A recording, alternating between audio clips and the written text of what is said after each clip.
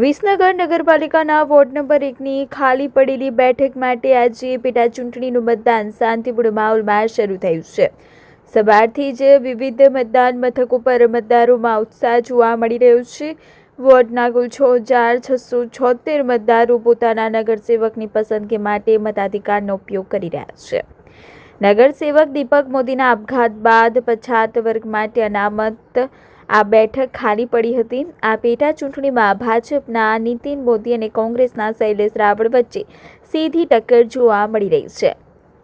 Swaminarayan Gurukul, PJ Chavda school, Jawahar school અને Kansa NA પ્રાથમિક શાળા સહિત કુલ 6 મતદાન મથકો પર મતદાન ચાલી રહ્યું છે।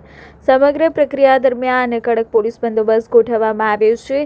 ચૂંટણી પ્રચાર દરમિયાન બંને પક્ષોએ જોરદાર પ્રયાસો કર્યા હતા, જ્યારે આજે કાર્યકરો મતદારોને મતદાન માટે પ્રેરિત કરતા જોવા મળ્યા। બંને ઉમેદવારોએ શાંતિપૂર્ણ મતદાન બદલ સંતોષ વ્યક્ત કર્યો છે અને પોતાની જીતનો વિશ્વાસ વ્યક્ત કર્યો છે।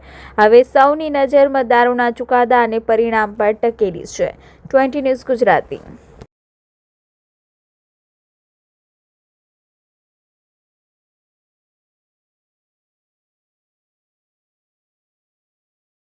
હું સાંકડી સીવી વિસ્તારમાં રહું છું। હું પટેલ હંસાબેન પ્રકાશભાઈ। શું હોદ્દા પર કોંગ્રેસમાં આપણે આ કોંગ્રેસના કાર્યકર્તા છે। શું કહેશો ઇલેક્શન બારમાં આપ?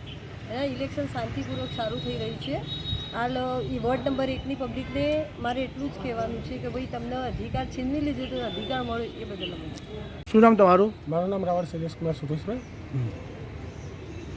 શું કહેશો દર્શક આપ? અચ્છા, આજે વોર્ડ નંબર 1ની નગરપાલિકા વિસનગરની પેટા ચૂંટણી, અમને તો આનંદ એ વાતનો છે અને મતદારોનો મિજાજ બી આજે જોયો। મતદારો જોડે વાતચીત કરતા મતદારોનું પણ એ કહેવું હતું કે આભાર કોંગ્રેસ, આભાર, અમને અમારો મત અધિકાર તમે અપાવ્યો અને અમને આનંદ છે। હાર જીત 2 નંબરની વસ્તુ છે, પણ આજે વોર્ડ નંબર 1ના મતદારોનો જે મતદાન કરવાનો ઉત્સાહ જોઈ અને અમને આનંદ થાય છે અને એમને મતાધિકાર અપાયો એ જ અમારી જીત છે।